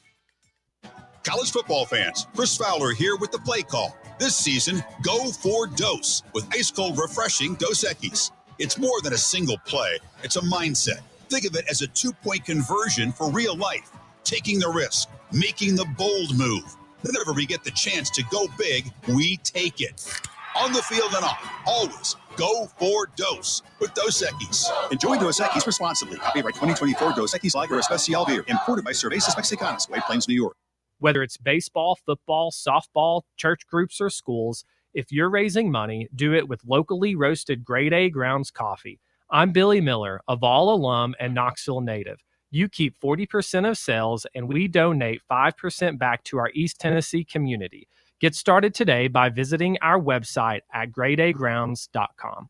Fall officially begins this month, so now is the perfect time to make sure your home's HVAC system is ready for the season ahead. Don't ignore the warning signs that your heating or cooling system is struggling or nearing the end of its lifespan. And if you need fast, reliable HVAC repairs, seasonal preventative maintenance, or want to invest in a new high-efficiency system, then call the trusted HVAC experts at Pipe Wrench Plumbing, Heating, and Cooling. Whatever HVAC problems you encounter, our certified technicians will make a full assessment and then provide the best long-term solution to keep your home comfortable again all year long. We make it easy with free on-site estimates for replacements and free second opinions on repairs. And if budgets are tight, we offer flexible payment plans including 0% financing with credit approval. Be sure to ask about our 10-plus year warranties that are 2 times longer than industry standards so you don't spend a cent on unexpected costs in the future. So call Pipe Wrench at 865-264-8090 or book online at pipewrench.com to schedule your appointment today. And as always, same-day service guaranteed or the visit is free. Hi, I'm Jim Simpson, owner of Simpson Meats. When's the last time you grilled a really good burger or steak? One your friends still talk about. Our goal at Simpson Meats is to make that happen every time you have a cookout. All of our cuts of meats, steaks, burgers, briskets, and pork are always fresh, flavorful, and sustainably sourced. We are family-owned, so we know the importance of knowing how and where your food is raised. We have been putting quality first since 1888. Visit our butcher shop off Lovell Road or online at simpsonmeats.com. Hey there, Basilio family. Jennifer Morse here with Keller Williams Realty. The countdown to fall football is on. Is your fall plan missing the perfect home to watch the Vols make another playoff run? If a new you is on your game day checklist, I'm ready to help you find it. Don't wait until kickoff. Give me a call today at 865-694-5904 or visit my website at nextmovesmokymountains.com. That's nextmovesmokymountains.com, and go Vols. Tony Basilio, and we are live once again with Chad Stockton of FC Alliance. And Chad, you're out there on the field, 100 strong here in Knoxville. Talk to me. What's been going on with FC Alliance now that the weather's heating up? We're out here for the first night of the boys' tryouts. We have over 400 kids that'll be here tonight. So a lot of exciting times right now for us. Our club team started at U9 and we go all the way through U19. We have over 1,000 kids that come from Chattanooga from the Tri-Cities that make all our teams and make this club what it is today. So we're excited about it. We finished the younger kids a couple of weeks ago. We just finished the girls last night, and now we're on to our older boys program as we speak right now. And we're blowing and going in the Tri-Cities. Tell me about it. We started FC Alliance North 1 year ago, and coming off the first year, we're the largest, most competitive club up in the Tri-Cities area. We just finished our trials last night. Looks like right now we will be well over 400 kids for the upcoming season. So great things happening up there. We've put our boys into some really good regional leagues. So we're excited about what the future holds for them and also our girls programs. If you want more information, check them out at fcallianceknox.org. That's fcallianceknox.org. Chad Stockton, keep growing the beautiful game here in East Tennessee. Absolutely. Thanks, Tony. Tony Basilio along with the great Mark Griffin. And we're here to talk about our friends at Performance Medicine. And Griff, their slogan, stay educated, stay healthy. That's you. Wow. I really like to think that, Tony, and I'd like to give Dr. Rogers a lot of credit because I definitely want to stay educated and healthy, and knowing that he's putting the time and effort in to make sure of my care. I want to encourage your listeners to put the time to learn and become educated and get to know Dr. Rogers and see if it can help with your health as well. And there's a really, really easy way to do that. In fact, they've got their own YouTube channel. You can see Dr. Rogers for himself with his staff. It's called The Performance Medicine Show over at the Performance Medicine channel over on YouTube. Also, more information at performancemedicine.net. To our friends in North Knoxville, a brand new location over in Fountain City, now accepting patients. So many ways to reach Dr. Rogers. And like they say, stay educated, stay healthy. Performance Medicine, online, performancemedicine.net. Located in Knoxville's historic Old City, Barley's offers great food, live music, the best draft beer selection in town, and now your new favorite place to watch sports. Their indoor projector is perfect for any weather, and they've revamped their upstairs area with more TVs to take in all of the action. Their menu features hand-battered chicken tenders, juicy burgers, fresh salads, and the tastiest pizza in Knoxville. You can enjoy their happy hour drink specials daily from open until 6 p.m. Barley's Tap Room and Pizzeria. When it's past high noon, it's time for a vodka soda made with a vodka you've actually heard of. I'm talking White Claw vodka soda made with White Claw premium vodka. JB Smooth only drinks vodka soda made with the world's smoothest vodka. And you can too. Pick you up a bottle of the triple wave filtered vodka that's been distilled 5 times. White Claw premium vodka comes in 4 flavors: black cherry, mango, pineapple, and just vodka. You haven't had vodka like this. No one has. White Claw Premium Vodka. Please drink responsibly. TB back with you. 865-200-5402 is the numero uno. If you want to hunt mix with us, we'd love to hear from you today. Taking you up to the playbook with William Pattison, and we might stay here and do some TLD logistics overdrive overtime. I mean, it is kind of the bye week, and we're off technically, and we're getting ready to have a 76-game tournament, and so there's that. And everybody makes the tournament. Everybody gets a juice box. You know, everybody makes the tournament. Everybody gets a juice box. It's going to be nearly impossible now not to land in the 76-team field. And then we'll go back to the phones. Guys, how many wins do you have to have now if they go to 76 teams to qualify for the end of the year tournament? SEC, you probably could qualify at 7-11. So we already had that last year. So 15 wins, 16 wins? No, I would say you probably need 17 wins. 17 wins. 17 and whatever that comes, 15. If any team that's above 500, I think that's the actual requirement to make the postseason. So, yeah, if a team goes 7-11 in the league or maybe 6-12 even in the league, I could see there will be 6-12 teams in the SEC and Big Ten that get in, I would think. What a living, breathing embarrassment that is. Last year, Texas went 6-12 in the league, and so did Oklahoma, and they both easily got in. Or Oklahoma easily got in at 6-12 in the SEC last year. Hello and welcome into our next call. That's embarrassing. Hi, you're on the air. Even you can expand it to like 90, and I still don't think the ACC is getting more than like 4 teams in again this year. That's a great line. That's a good. That's well done. I'm being serious. No, like, RIP the ACC. RIP. What happened to the ACC, y'all? RIP the ACC. It's sad, man. I think other like the SEC team schools are spending more money. No doubt about it, Brian. Yeah. Well, now the ACC is hiring Will Wade and the SEC is hiring Stephen Pearl. We may see a little swing. Interesting. Yeah, the Wade hire was good. Some of these other ones, like bringing in Jai Lucas. Yeah, I don't think you're catching up much ground there. But, family and friends. Yeah. So, okay. I listened to Mark's call this morning. I'm trying to figure out, like, what's the issue? Like, people don't listen. I'm pretty sure he clearly said Nico was a bust. Like, twice. He said it yesterday. He said he was wrong about Joey. Like, I don't know. I guess I don't really understand. Like, I think his points are valid. Like, it is kind of a disappointment given the schedule. If Aguilar's this quarterback everybody's pumping him out to be, it's probably a disappointment if you don't make the playoffs. Hey, see, we were talking during the break, and you were telling me you thought Mark's call was spot on. Yeah, I did.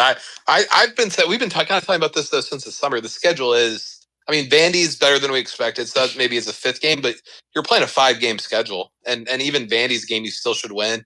The schedule's been kind of a joke, and I'm not trying to say that to say you can't enjoy it or these games don't matter, but whatever. But the schedule is that Tennessee's been given is very favorable, like Lee said, like Mark said. I mean, it's a joke. If you can't win 3 out of the 5 real games, I mean, is it really that good of a season? And I'm not saying they can't, but I think it's fair to say you need to win 3 out of 5 games when you play a 5-game season. But you have to admit, Lee, it's the way Mark says it. I mean, I guess people are different. I just, maybe it's his delivery, but I just feel like people don't actually listen to what he says. Like, you talked about, like, people not being able to understand, like, nuance. Yeah, that's right. And, like, people will literally call in right afterwards and say the complete opposite of what he said, like, just because they want to say something bad about him. Like, I don't get it. Like, maybe it is in his delivery. I don't know. He's a Yankee. But, I mean, but I think he's right. Like, just because you don't agree with the assertion that these teams in the top 5, like Oregon, Bama, or Ohio State, would be better with Joey Aguilar, that doesn't mean you're trashing Joey Aguilar. Like, you're saying anything negative about him. Like, Aguilar's been very good. Like, I mean, he's, you know, like I said, the schedule has been easy. Like, at this point, our best win is over Mississippi State in overtime. Like, so, I mean, I don't have anything wrong. I don't really see much wrong with what he said. And the weird thing about Tennessee's schedule is, if you start thinking about, like, if you beat Arkansas, is that a better win than Mississippi State? No, not really. Nope. I mean, it's a very, very, and if you go at this point, depending on what Florida looks like this weekend, but if you go on the road and beat Florida, that might not be a better win than at Mississippi State when it happens. That Florida team, I mean, how many wins they have right now, guys, coming out of the month? 1? That's right? 1? Long Island's the only one, right? Yeah. That's crazy. Long Island's the only team they've beaten, yeah. That's that crazy. makes it that's really just funny to say that I know. Mississippi State is better win than Florida. Why stop myself? Because I thought it's never going to feel that way. I mean, that Florida bunch, I don't know how many wins they have in them, guys. And that's a problem with Tennessee. Like, it's almost like you can't really win. Like, you're right. If you lose, it hurts you bad. But if you win, it's like, well, okay, you beat Florida like everybody else is beating them. Well, and I keep coming back to this, and I'm a little negative in my mind, just thinking of twisted things that could happen to my teams. But I could see a scenario where the Vols go 10-2 and don't get in for that reason. Well, let me ask you this: if you've got 10-2 A&M and 10-2 Notre Dame, 10-2 Tennessee, and there's 2 spots left, okay, A&M has a head-to-head win over Notre Dame. They're getting in, and then you got Notre Dame. Like, that's an argument. Like, I know Notre Dame doesn't play anybody, but you know, that's just what came to my mind. But no, yeah, you're there right. Could be some other 10-2 teams. Who knows? Well, you're right. You know? How about like a 9-3 Oklahoma, if they can somehow navigate and get the 9-3 versus our 10-2? They're at 9-3 with their schedule's better than ours. I hate to say it, but it's true. I would think that. I mean, I would be inclined to think that. I mean, trust me. I love everybody that's tried to pump up Syracuse and Mississippi State. Come on, guys. At the end of the day, those teams are never making a playoff in your lifetime. Okay, they're just not. It's not really helping us. No, I feel that. I definitely feel you there. You know, as I say, like I think you've got to be Bama, man. Like, we lose to Bama, man, then we're looking at maybe our best win potentially being Vanderbilt, and that ain't no sure thing at all. You know. Well, you got to beat Oklahoma too, right? Yeah. Oh, yeah. If you don't beat Bama, you have to beat Oklahoma. Yeah. Yeah. I mean, that's a must. I just, there's the way the schedule works out. Like, I kind of agree. Like, you've got to go 10-2, and even then, I'm not so sure. Depending on how other things play out, I think you probably get in, but there's no sure thing. No, and again, like I believe the notion that's being repeated, which is if you go 10-2 in this league, you're getting in. I don't know about that. I mean, I want to believe that's true because in your world, right? If Notre Dame and Tennessee are laying there with the same record, they're going to take Notre Dame. It's a TV show. It's made for television, guys. I mean, let's get real. I mean, look, if Notre Dame has 2 losses by 4 points to very likely 2 teams that are going to make the playoffs. Yes. A&M has a really good shot at it now because LSU looks a lot worse. So, yeah, I mean, 2 losses by 4 points. Like, and here's the thing is I think Notre Dame's one of the 12 best teams too. Like, that offense is insane. But their schedule stinks, so they who knows. But that's my biggest worry is just with this schedule. Yeah, Tennessee does have a loss to a playoff team. Georgia's going to get in. So, that's part of it. I hope so. That Georgia needs to keep winning. But, yeah, it's I don't know. I will say this, too, because I said this yesterday. Honestly, I don't think I don't think Texas with Aguilar would have beaten Ohio State. I said it yesterday. I just don't think that happens, man. Like, Ohio State had all summer to get ready for that game. Again, Matt Patricia put together, like, a game plan that he's used to putting together against quarterbacks like Drew Brees and Patrick Mahomes. And no other college defensive coordinators can do that because they don't have the talent that he has. They had Arch's head spinning in that game, like the pre-snap looks, the post-snap looks he was getting. I don't think Aguilar does any different. Like, no offense. That Ohio State defense is so nasty, man. Like, I don't think anybody's going in there and beating them and lighting them up and doing anything. I think the only reason that game is close is Texas defense. That Texas defense is the best unit in the SEC. Like, I think that's the only team that can compete with Oregon or Ohio State because of that defense. Yeah, they're very good. It doesn't mean I'm bashing Aguilar. No, I love the kid, love what he's done. Doesn't mean I'm bashing him. But I don't think anybody really goes in there and puts on some magical performance. I know he was great against Syracuse. That's a lot different story than going to Ohio State. Same window. They played in the same window. I'll give you that. That's very true. But I don't know. I just appreciate what we got. Like, we really lucked out with this kid, and that's what it was. It's like, blind it wasn't luck. that nobody didn't know who Aguilar was. Just nobody thought the kid was going to be all that great. And that's what I say. I think by saying you just plug him into all these other teams and then makes them all that better, I think that diminishes what Heupel's done with them. Like, Heupel's done a terrific job. Yeah, that's a fitting good the take. offense, fitting him Yes. with it, and getting what he's gotten out of it. What I wonder, guys, and we can kick us around. Do you guys think that if Nico would have stayed, they would have done some of this tighter split stuff? Yes. Yeah, I think that's what they were working on in the spring. I think that's what Nico was alluding to when Heupel got mad at him.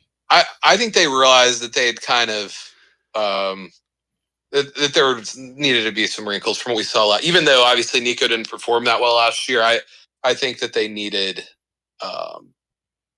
what they were doing with the just pure run and shoot and the pure wide splits was not giving them what they needed. So obviously there's still some of it in the offense, but I think they realized they needed to adjust. And I think I think Nico would have had a better season this year than he had last season, without a doubt.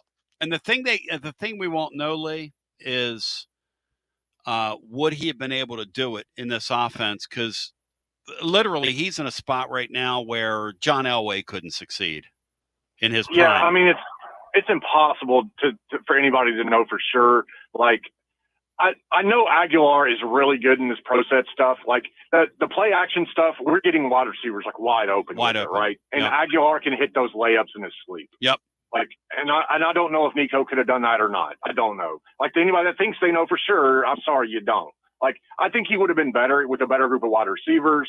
I think this offensive line has played better up to this point. Yep. Like, he would have had a better chance to succeed. I don't know if he would have or not, but I do think the pro style stuff does fit Aguilar a lot better.